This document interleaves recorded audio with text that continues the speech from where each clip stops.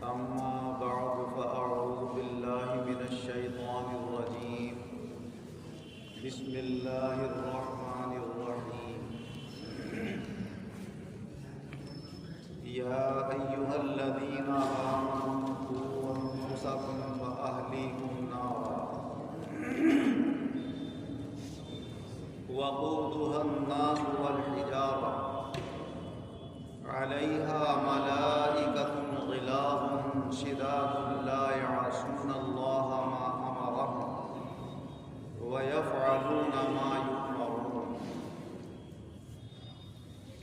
اللہ تبارک و تعالی اپنے کلام عظیم میں ارشاد فرما رہا ہے،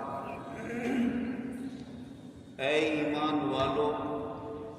اپنے آپ کو اور اپنے گھر والوں کو دوزخ کی آگ سے بچاؤ۔ اس دوزخ کی آگ میں جو ایندھن اور جلنے کا سامان ہوں گے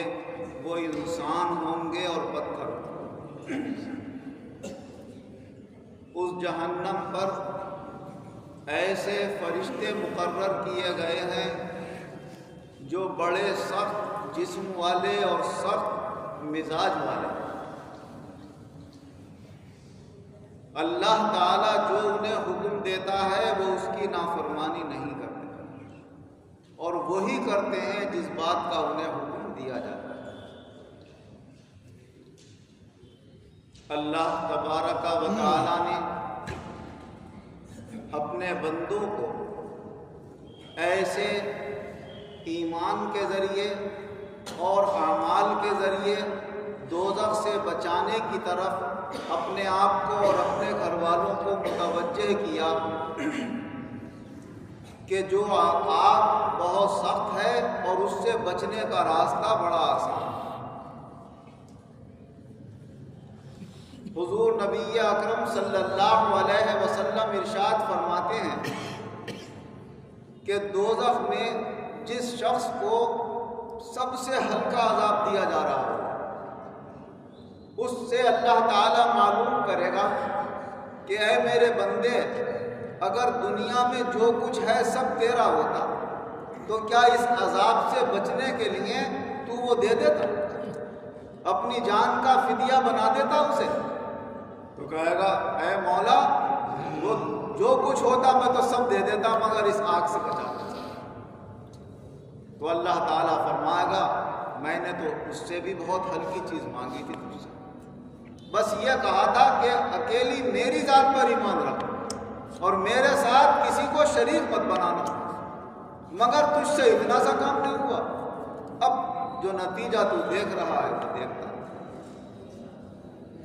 یہ وہ شخص ہوگا جس کو عذاب صرف ایمان نہ لانے کی وجہ سے دیا جائے، شرک کے اوپر قائم تھا اس لیے دیا جا رہا ہے، ورنہ اس کی اگر ضد ہوتی، ہٹ دھرمی ہوتی، ظلم و ستم ہوتے تو نہ جانے کون کون سے گناہ کی وجہ سے کون کون سے طبقے میں اسے دوزخ میں ڈالا جاتا۔ فرمایا ہلکے عذاب والا۔ حضرت ابو ہریرہ رضی اللہ عنہ سے روایت ہے کہ حضور صلی اللہ علیہ وسلم نے ارشاد فرمایا کہ جہنم کی آگ تمہاری اس دنیا کی آگ سے بھی 69 حصے زیادہ تیز ہے، اور اس کے اگر 70 حصے اس کی تیزی کے کیے جائیں تو 1 حصہ ہوگی تمہاری دنیا کی آگ۔ تو صحابہ عرض کرنے لگے یا رسول اللہ، دنیا کی آگ عذاب کے لیے کیا کم ہے؟ اسی میں ڈالنے کی بات کہی جائے کسی سے تو اس میں جلنے کو ذرا دیر کو تیار نہ ہو، اور پھر اتنی تیز آگ اور ایسا سخت عذاب۔ فرمایا 69 حصے اس سے زیادہ بڑھا دیا گیا اس کی تیزی۔ اللہ تعالیٰ دوزخ کا یہ ذکر کر کے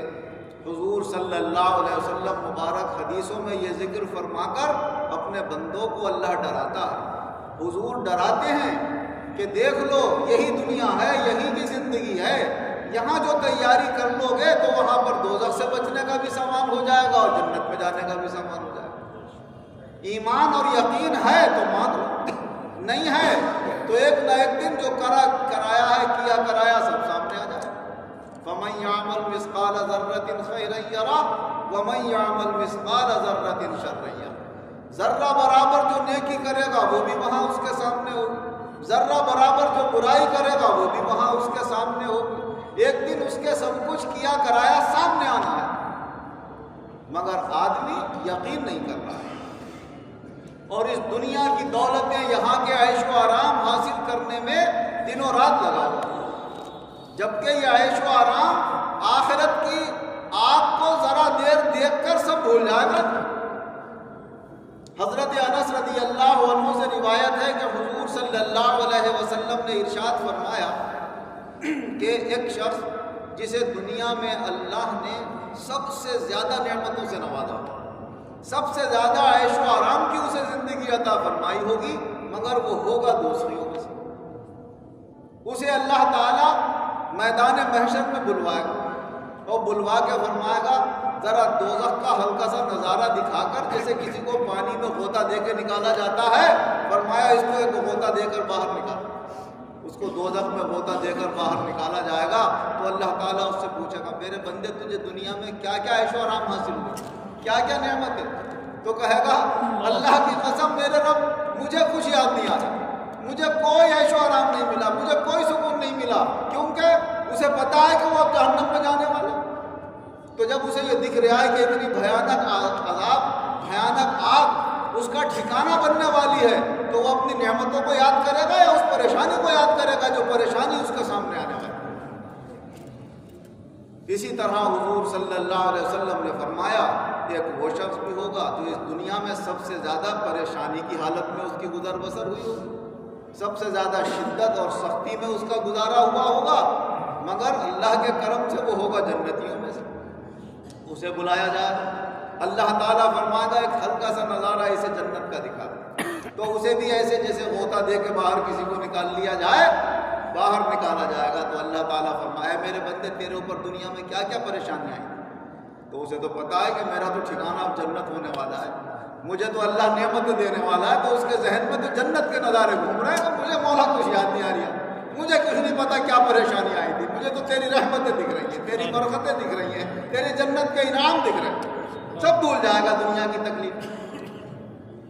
حضور نبی اکرم صلی اللہ علیہ وسلم اپنے امتیوں کو خاص طور سے اور بالعموم سارے انسانوں کو یہ خبردار فرمانا چاہتے ہیں کہ یہاں کی پریشانیوں سے مت گھبرا کر غلط قدم مت اٹھا لو، اللہ کی ناراضگی والا کام مت کرو، تم تھوڑی سی پریشانی کی خاطر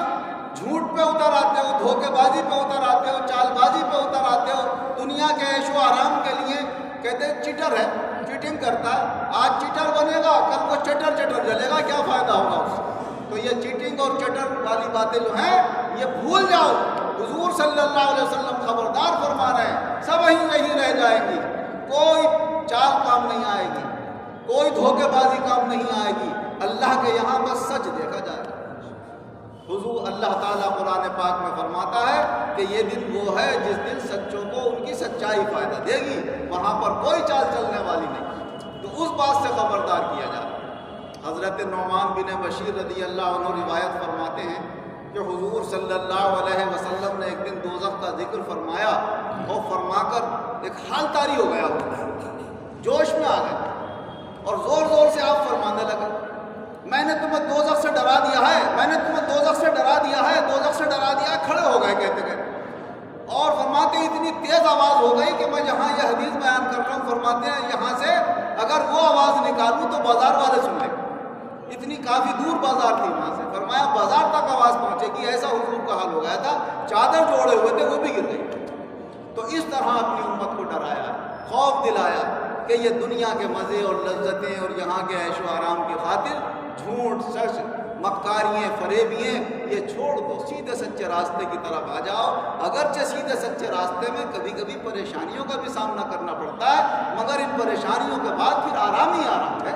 اور یہاں کے مزوں کے بعد جو تم نے دھوکے دے کے مکاریوں سے حاصل کیے تکلیف ہی تکلیف ہوگی۔ تو جس دنیا کے مزوں کا نتیجہ جہنم کی آگ ہو وہ کیا فائدہ ہوگا، اور جن پریشانیوں کا نتیجہ جنت کا عیش و آرام ہو تو ان پریشانیوں کا کیا خوف اور خطرہ۔ اللہ تبارک و تعالی ہمارے ایمانوں کو مضبوط فرمائے، شرک سے، کفر سے، بدعت سے، ہر برائی سے دھوکے بازی مکاری چال بازی سے اللہ ہماری حفاظت فرمائے اور سیدھے سچے طریقے سے اللہ ایمان اور عزت کے ساتھ ہمیں زندگی گزارنے کی توفیق عطا فرمائے اور ایمان اور عزت کے ساتھ بآسانی خاتمہ فرمائے، ایمان اور عزت کے ساتھ آخرت میں اللہ اپنے مقبول بندوں کے ساتھ ہمارا حشر فرمائے۔ الحمد للہ رب العالمین والعاقبۃ للمتقین والصلاة والسلام علی خیر خلقہ محمد وآلہ واصحابہ اجمعین۔ اے اللہ ہم سب مسلمانوں کو خاص طور سے حاضرین محفل پر خصوصی رحم کرم فرما، ہمارے ایمانوں میں مضبوطی پیدا فرما، نفس کے شرارت سے، شیطان کے وسوسوں سے، ہر طرح کے شر اور فساد سے ہم سب کی حفاظت فرما، دھوکہ دینے سے بھی حفاظت فرما، دھوکہ کھانے سے بھی حفاظت فرما۔ اے اللہ ہمارے گناہوں کو معاف، آئندہ گناہوں سے بچنے کی توفیق عطا فرما، جو بیمار ہیں انہیں شفا عطا فرما، جو قرض دار ہیں انہیں قرضوں سے نجات عطا فرما، جو بے روزگار ہیں انہیں اچھے روزگار عطا فرما، جو برسر روزگار ہیں ان بے روزگاروں کو قائم رکھنے کا خیر و برکت و ترقیاں عطا فرما، جائز اور حلال راستوں سے ہمیں خوب نعمتیں عطا فرما، ترقی کے بعد تنزل سے ہماری حفاظت فرما، اپنی نعمتوں کی پہچان عطا فرما، اپنی نعمتوں کی ہمیں قدر کرنے کی توفیق عطا فرما، ترقی کے بعد تنزل سے ہماری حفاظت فرما، دونوں جہان میں ایمان اور عزت کے ساتھ ہم سب مسلمانوں کو شاندار کامیابی عطا فرما، زیادہ سے زیادہ اپنے بندے بندیوں کو، اپنے مخلوق کو ہدایت عطا فرما۔